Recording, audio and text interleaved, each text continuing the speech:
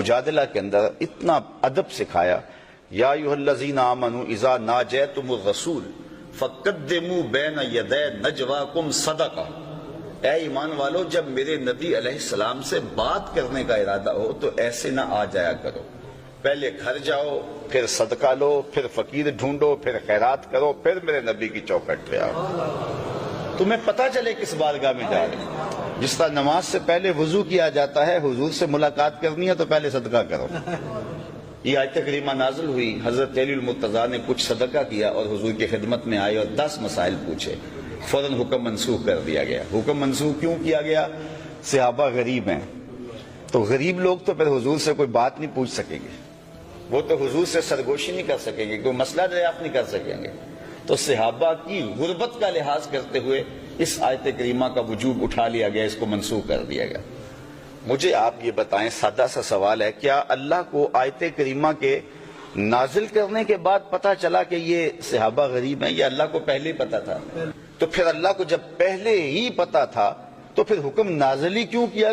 تو اس سے ایک شعور دینا مقصود تھا کہ تمہاری غربت کا لحاظ رکھتے ہوئے حکم واپس لے رہے ہیں، ورنہ میرے محبوب کی آبرو کا تقاضا یہ ہے کہ پہلے صدقہ کیا کرو، پھر میرے محبوب کی چوکھٹ پہ آیا کرو۔ تو یہ بتائیے کتنی حساس اور کتنی نازک بارگاہ ہے۔ اور پھر آگے ارشاد فرمایا اسی صورت میں، اے ایمان والو میرے نبی کی آواز سے آواز بھی اونچی نہ کرو، اگر تمہاری آواز بھی اونچی ہو گئی عمل ضائع کر دوں گا اور تمہیں خبر بھی نہیں ہونے دوں گا۔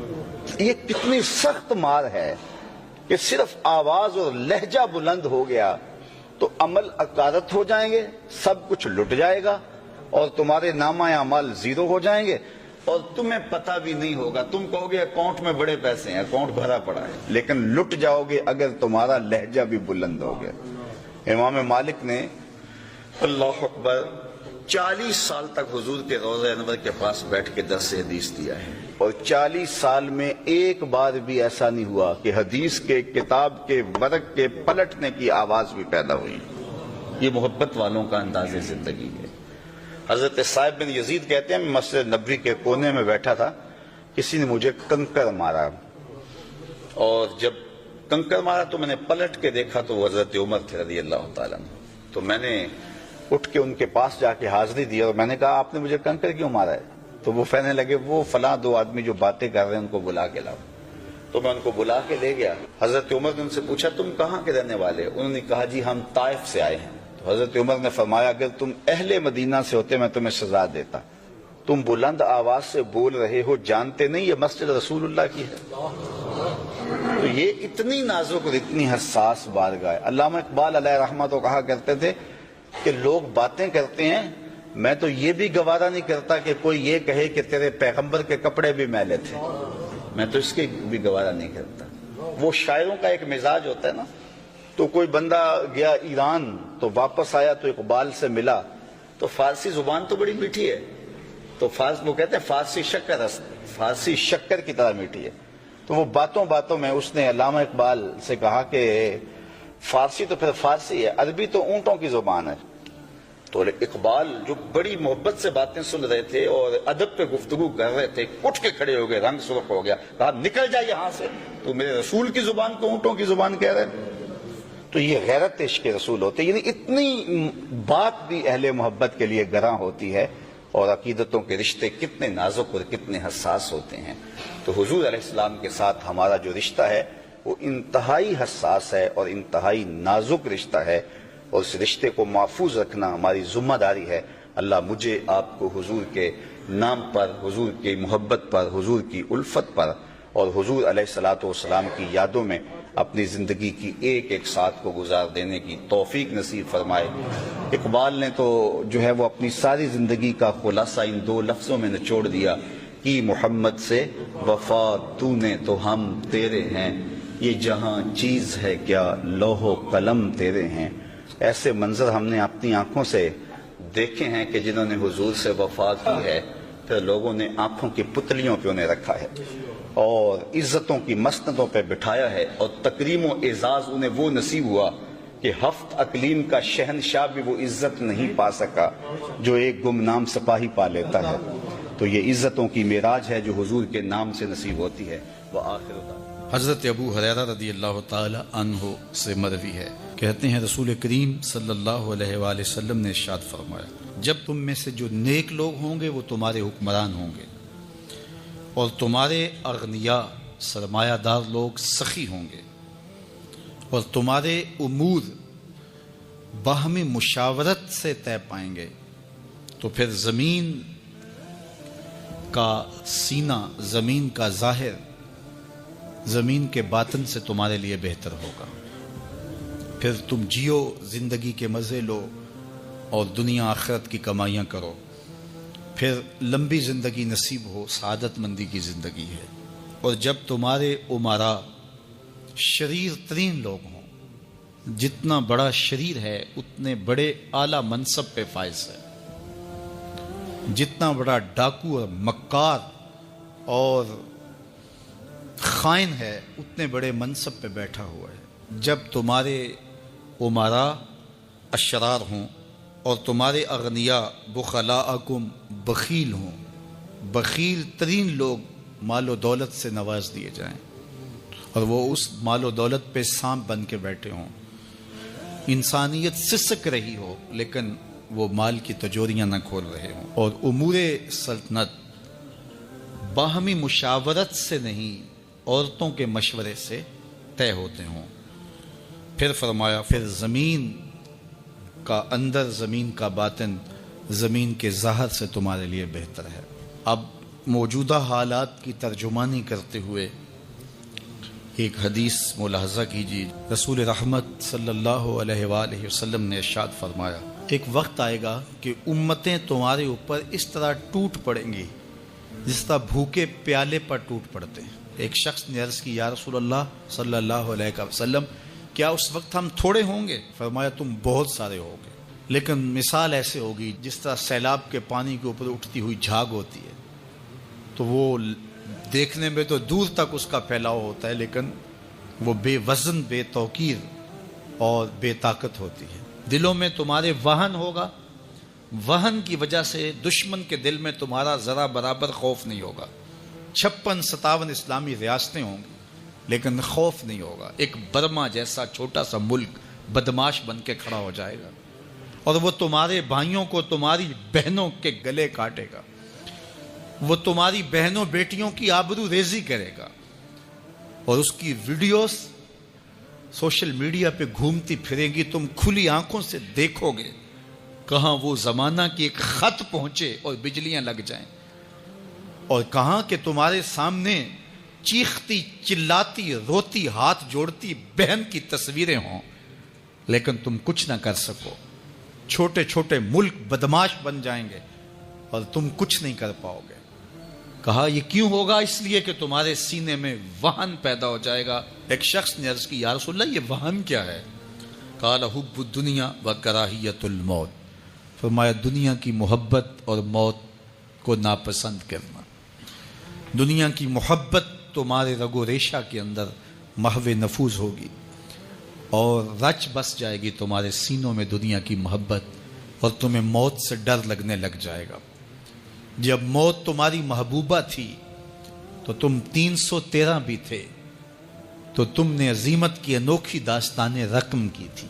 ایک وقت وہ تھا، اور ایک وقت یہ بھی آیا کہ 1 ارب 65-70 کروڑ مسلمان دنیا کے اوپر، 56-57 اسلامی ریاستیں، آلات حرب و ضرب رکھنے کے باوجود حالت یہ ہوگی کہ جس طرح سیلاب کے اوپر وہ جھاگ ہوتی ہے، تمہاری کوئی توقیر نہیں ہوگی، بے توقیری کی زندگی تم بسر کر رہے ہوگے۔ اللہ اکبر۔ اللہ تعالیٰ اپنے محبوب کریم صلی اللہ علیہ وسلم کا صدقہ امت کو اس مشکل سے نجات عطا کرے، اور پھر حضور نے قرب قیامت میں جو امت کے دوبارہ بانکپن اور عروج کی بشارتیں دی ہیں، اللہ ہمیں جلد ان کا مصداق بنائے۔ حضرت معاذ بن جبل رضی اللہ تعالیٰ عنہ فرماتے ہیں، حضور نے ہم سے 10 باتوں کا عہد لیا۔ پہلی وہی چیز کہ اللہ کے ساتھ کسی کو شریک نہ ٹھہرانا، اگرچہ تجھے جلا دیا جائے اور تجھے قتل کر دیا جائے۔ دوسری وصیت یہ کی کہ اپنے والدین کی کبھی نافرمانی نہ کرنا، اگرچہ تجھے تیرے گھر سے نکال دے، تیرے اہل سے نکال دے، بچوں سے دور کر دے، لیکن پھر بھی ان کی نافرمانی نہیں کرنی، کیونکہ والدین کی نافرمانی کرنے والا دنیا پہ بھی رسوا ہوتا ہے، آخرت میں بھی رسوا ہوتا ہے۔ امام غزالی نے لکھا ہے کہ ایک جرم ایسا ہے کہ جس کی سزا آخرت میں تو ہے ہی ہے، دنیا میں بھی ضرور ملتی ہے، وہ والدین کی بے ادبی ہے، اور ایک نیکی ایسی ہے جس کی جزا آخرت میں تو ہے ہی ہے، دنیا میں بھی ضرور اس کا صلہ ملتا ہے، اور وہ والدین کا ادب ہے۔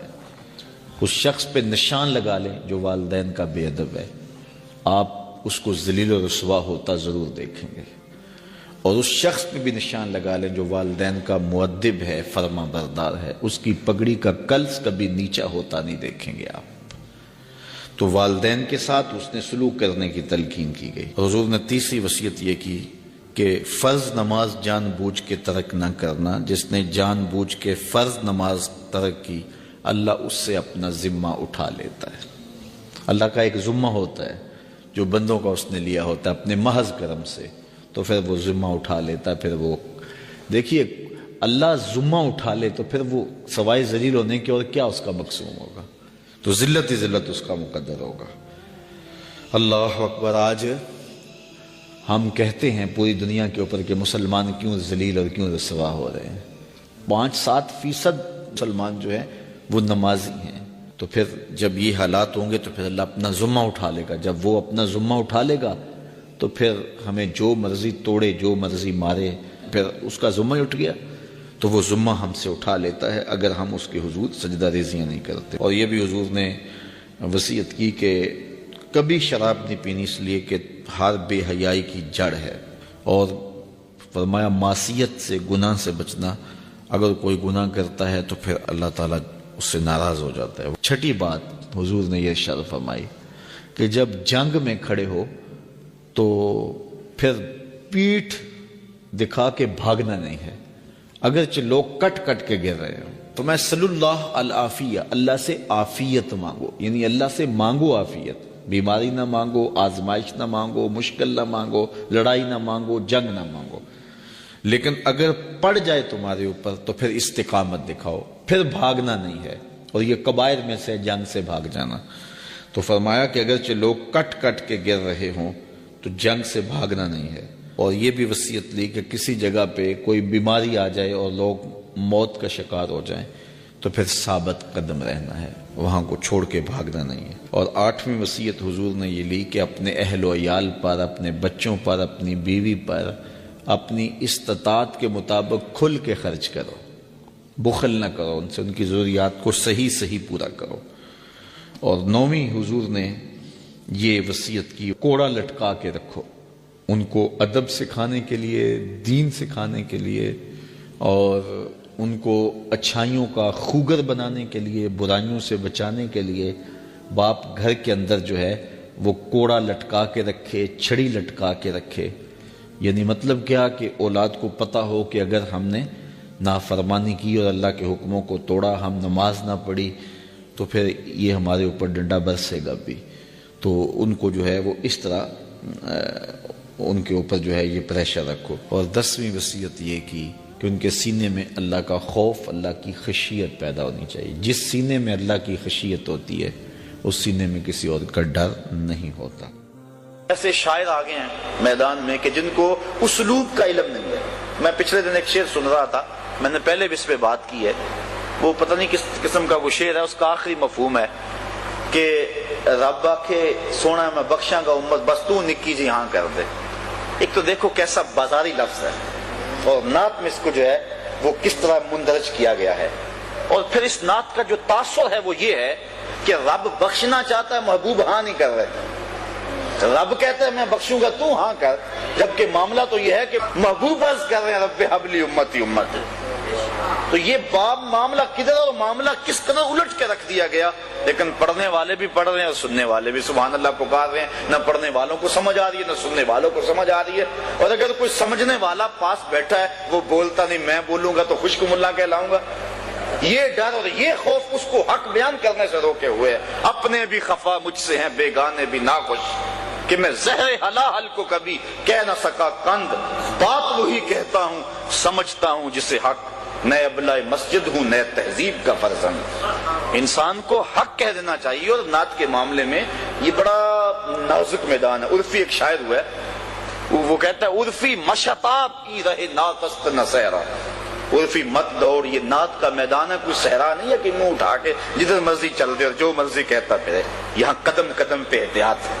ادب گاہیز زیر آسماں از عرش نازک تر، نفس گم کردہ می آیت جنید و با یزیدی جا۔ یہ تو وہ بارگاہ ہے کہ با یزید بستامی رحمت اللہ تعالی علیہ اور جنید بغدادی رحمت اللہ تعالی علیہ جب اس چوکھٹ پہ آتے ہیں تو سانسوں کو روک کے آتے ہیں۔ یہاں تو سانسوں کا شور بھی بے ادبی ہے، لے سانس بھی آہستہ کے دربار نبی ہے۔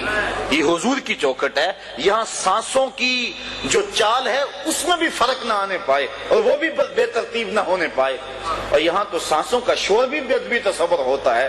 تو نعت خان جب نعت پڑھ رہا ہو تو اس کے تصور میں ہو کہ میں حضور کے مواجہ کے سامنے کھڑا ہوں، اور پھر اس تصور میں ڈوب کے اپنے الفاظ کے زیر و بم اور اپنے کلام کا انتخاب کرے، اور پھر اس کی جب دھڑکنیں صلی اللہ بن جائیں تو اس کی زبان سے نکلا ایک ایک جملہ دلوں میں ترازو ہوتا چلا جائے گا، اور وہ نعت صاحب نعت کے قریب کر دے گی، اور جب نعت سے اٹھنے والے گھروں کو لوٹ رہے ہوں گے وہ سینے میں عشق رسول کی دولت لے چکے ہوں گے۔ کاش کہ ہم جو ہے وہ اپنے نعت کے انداز کو اس انداز سے مرتب کریں کہ حضور علیہ الصلوۃ والسلام کی محبت کے پھیلانے کا نعت ذریعہ بنے، نہ کہ اس کو گانے کی دھن پہ۔ دیکھیے نا، یہ تھوک دان ہے، اس کے اندر اگر کوئی بندہ کسی کو دودھ ڈال کے دے دے مہمان کو، پیے گا؟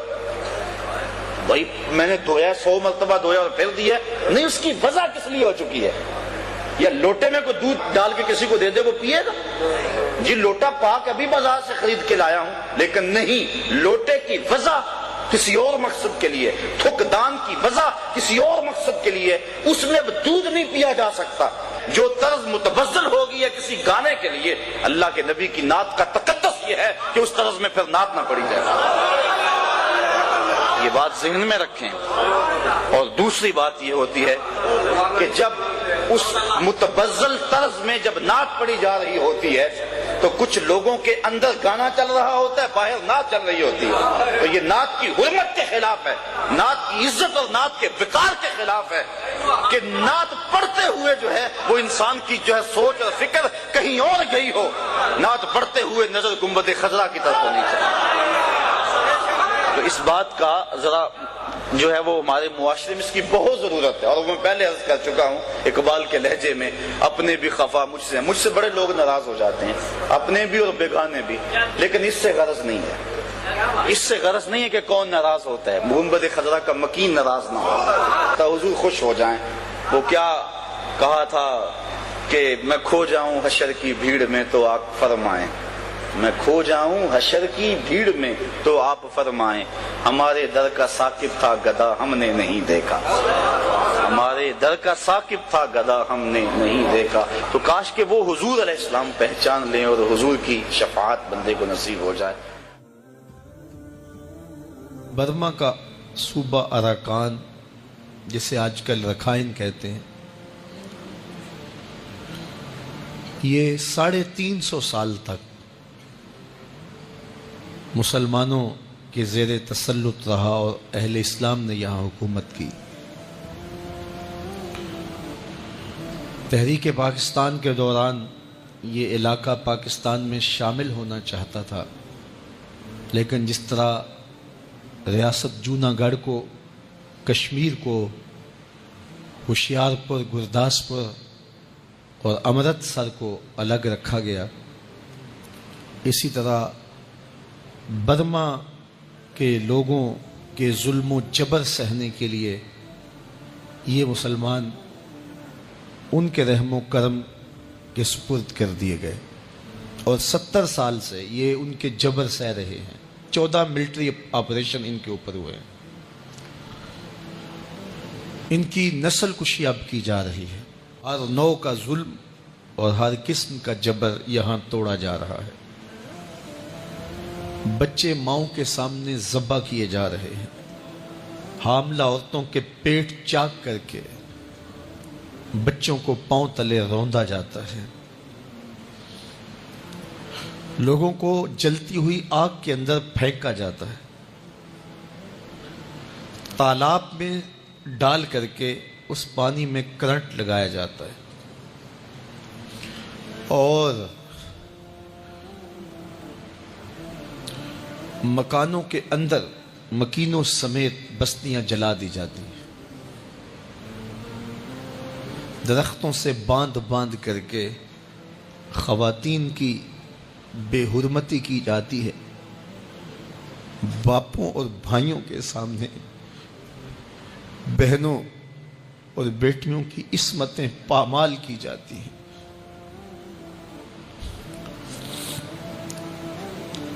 درد اور دکھ کی کون سی وہ قسم ہے جو اس بستی میں نہیں اتری؟ دوسری جانب طاقتور اسلامی ملک اس خیال میں ہے کہ ہم تو محفوظ ہیں، لیکن کیا باری باری سب کو ذبح نہیں کیا جا رہا؟ شام سے لے کر کے عراق تک اور فلسطین سے لے کر کشمیر تک، یمن سے لے کر کے برما تک پھیلے ہوئے یہ دکھ کیا امت کے دکھ نہیں ہیں؟ کیا وہ جو بچے کاٹے جا رہے ہیں وہ اس امت کے فرزند نہیں ہیں؟ تو وہ کمزور لوگ ظالموں کے پنجہ استبداد کے اندر کرا رہے ہیں، لڑنے کی سکت نہیں ہے۔ آج دنیا 21ویں صدی میں ہے، انسان تو انسان رہے، جانوروں کے حقوق پہ بھی بات ہوتی ہے، سانپوں کے حقوق پر تنظیم موجود ہے، کتوں کے حقوق پر تنظیمیں موجود ہیں۔ یہ کائنات کا کتنا بد نصیب طبقہ ہے کہ جن کی کوئی آواز بننے کے لیے تیار نہیں ہے، اور ہر آنے والا دن ظلم اور جبر کی نئی داستاں رقم کر رہا ہے۔ ہمیں قرآن نے بتایا کہ ایسے لوگوں کے لیے کھڑا ہو جانا چاہیے، مسلم امہ قوت کے ساتھ کھڑی ہو اور عسکری طاقتیں وہاں اپنے ڈیرے ڈالیں، اور اگر یہ ممکن نہیں ہے تو پھر دوسرا طریقہ یہ ہے کہ سفارتی ذرائع سے ان کی وہیں آباد کاری کو یقینی بنائیں، اور آخری حال یہ ہے کہ وہ مختلف ممالک کی جانب ہجرت کر جائیں اور ان کو راہ دیا جائے، عزت سے، آبرو سے، مہمانوں کی طرح ان کو مختلف ملکوں کے اندر رہائش پذیر کیا جائے۔ آج جو انسانی حقوق کا چارٹر لیے پھرتے ہیں اور انسانی حقوق کی بات کرتے ہیں، ان کا مکروہ چہرہ سامنے آ گیا کہ مسلمانوں کے ساتھ ان کا جانبدارانہ رویہ کیا ہے، اور ان کو وہ ذبح ہوتے ہوئے انسان دکھائی نہیں دیتے، تو ان کے مکروہ چہرے سامنے آ گئے۔ UNO اس کا کردار بھی سامنے آ گیا۔ شمالی کوریا کے دھماکے کے بعد 2-3 گھنٹوں کے اندر اندر اجلاس بلا لیا گیا نا، اور اس مسئلے کو حل کیوں نہیں کیا جا رہا؟ مشرقی تیمور کا سلسلہ تھا، چٹکی بجاتے حل کر لیا گیا، لیکن کشمیر اور فلسطین کا مسئلہ کیوں حل نہیں کیا جا رہا؟ روہنگیا مسلمان کیا یہ انسان نہیں ہے؟ ان کا مسئلہ کیوں حل نہیں کیا جا رہا؟ 70 سال سے یہ مسئلہ لٹکا ہوا ہے۔ تو کیا اس امت پہ یہ وقت بھی آنا تھا؟ میرے حضور نبی رحمت صلی اللہ علیہ وآلہ وسلم نے ارشاد فرمایا تھا کہ مسلمان کی مثال ایک جست واحد کی ہے، جسم کے کسی ایک حصے کو تکلیف ہو تو پورا جسم بخار میں مبتلا ہو جاتا ہے، لیکن آج ہم اس امت کے فرد ہونے کے باوجود اس کے درد کو شدت سے کیوں محسوس نہیں کر رہے؟ اور اسی کا نتیجہ یہ ہے کہ آج کافر ہمارے اوپر مسلط ہو گئے۔ اللہ تعالی ہمیں یہ توفیق دے ہماری حکومت کوئی فیصلہ کر سکے، تو اگر ہمارے بھائیوں کی مدد، نصرت ہمارے حصے میں آئے تو یہ حکومت پہ کوئی بوجھ نہیں ہوگا، یہ بوجھ لوگ اپنے کندھوں پہ اٹھائیں گے۔ جب کشمیر میں زلزلہ آیا تھا تو لوگوں نے حد کر دی تھی، تو یہ لوگ اپنے کندھوں پہ بوجھ اٹھائیں گے۔ میں نے اس دن بھی جلوس میں کہا تھا اگر اللہ ہمیں توفیق دیتا ہے تو ہم انشاءاللہ ان بچوں کو اپنے بیٹوں کی طرح پالیں گے انشاءاللہ۔ اللہ کے لیے جو معرفت اور جو پہچان ہے وہ دو چیزیں یہاں اس آیت کریمہ میں بیان کی گئی، ایک ایمان اور ایک تقوی، کہ وہ کمال درجے کے مومن ہوں گے اور پرلے درجے کے متقی ہوں گے۔ یہ دو خوبیاں اگر کسی وجود میں جمع ہوں تو اس کے بارے میں یہ گمان کیا جا سکتا ہے کہ یہ اللہ کا ولی ہے، لیکن اگر یہ دو بنیادی خوبیاں کسی کے اندر موجود نہیں ہیں تو پھر اس کی شعبدہ بازیوں سے متاثر ہو کر کے اس کو کرامت قرار دے دینا یہ سوائے نادانی کے اور کچھ نہیں ہے۔ یہ بات ذہن میں رکھیں کہ ہر وہ خرق عادت امر جس کی نظیر لانا ممکن نہ ہو، اگر ولی کے ہاتھوں سے ہو تو اسے کرامت کہا جاتا ہے، اور اگر وہ کسی فاسق و فاجر یا بے دین کے ہاتھوں سے ظاہر ہو تو اسے استدراج کہیں گے۔ جس طرح قرب قیامت میں دجال آئے گا، مارے گا بھی زندہ بھی کرے گا، تو اس کی کرامت نہیں ہو سکتی، اس کا معجزہ نہیں ہو سکتا، یہ اس کا استدراج ہوگا۔ تو استدراج اور کرامت کے درمیان فرق کو کیسے محسوس کیا جائے کہ یہ استدراج ہے اور یہ کرامت ہے؟ کرامت برحق ہے، اس کا انکار نہیں ہے، لیکن کرامت اور استدراج کے اندر جو فرق ہے اس کو ہر بندہ محسوس نہیں کر سکتا۔ یہاں بڑے بڑے لوگ جو ہیں وہ پریشان ہو جاتے ہیں، اس لیے ہمیں ایک ہی معیار دیا گیا ہے، ایمان اور تقوی۔ ہم چونکہ اس معیار سے ہٹے ہیں تو جعلی لوگوں کے ہتھے چڑھے ہیں، شعبدہ باز لوگوں کے قابو آ گئے ہیں۔ اگر ایمان اور تقوی جو اللہ نے ہمیں معیار دیا ہے اس پر اگر ہم رہتے تو کسی کے بارے میں خوش گمانی سے اس کے قریب ہوتے۔ الذین اذا رؤوا ذکر اللہ، جب تم اس کو دیکھو تو رب یاد آ جائے، تمہارے دل سے رغبت دنیا کم ہو اور رغبت آخرت بڑھ جائے۔ ایمان اور تقوی یہ دو علامتیں بنائی گئی۔ اب اس کا یہ مطلب قطعاً نہ لیا جائے کہ کرامت کوئی چیز نہیں ہوتی۔ کرامت کا من حیث الکرامت انکار کفر ہے۔ اگر کوئی شخص کہے کہ میں نہیں مانتا کرامات کو تو کافر ہو جائے گا۔ وہ کرامات جن کا بیان قرآن کے دامن میں موجود ہے اس کا انکار بھی کفر ہے، چونکہ وہ قرآن مجید کا انکار لازم آئے گا۔ تو یہ بے موسم پھلوں کا حجرہ مریم میں موجود ہونا یہ کرامت ہے اللہ کی ولیہ کی، اور یہ قرآن کے دامن میں موجود ہے۔ تو یہ اس کا من حیث الکرامت نہ انکار کیا جا سکتا ہے اور نہ اولیاء اللہ کے وجود سے کرامات کی نفی کی جا سکتی ہے۔ لیکن جو بات میں آپ سے کرنا چاہ رہا ہوں وہ یہ ہے کہ ہمارے ہاں یہ مشکل ہے پہچاننا کرامت اور استدراج میں فرق، اس لیے ہمیں ایمان اور تقوی سے کسی کو پرکھنے کا حکم دیا گیا ہے، اور جب ہم یہ معیار بنا لیں گے تو پھر ہم دھوکہ نہیں کھائیں گے، چونکہ یہ اللہ کے جو ولی ہیں ان کے ذریعے سے ہدایت انسانی کا کام لیا جاتا ہے۔ تو اگر اللہ کے بندوں سے ہم دور ہٹ جائیں گے تو ہم اپنے لیے محرومیاں اکٹھی کر لیں گے۔ تو وہ کیسے ہوگا کہ ہم بہت سارے 2 نمبر لوگوں سے دھوکہ کھائیں گے، اور دھوکہ کھانے کے بعد پھر ہم اصل سے بھی کنارہ کشی اختیار کر رہے ہیں، جس طرح بہت سارے طبقات ہیں۔ یعنی ایک طبقہ وہ ہے کہ جس نے ہر ایرے غیرے کو مان لیا ہوا ہے، اور ایک طبقہ وہ ہے کہ جس نے ان لوگوں کو دیکھ کر کے حقیقتوں کا انکار کر دیا ہے۔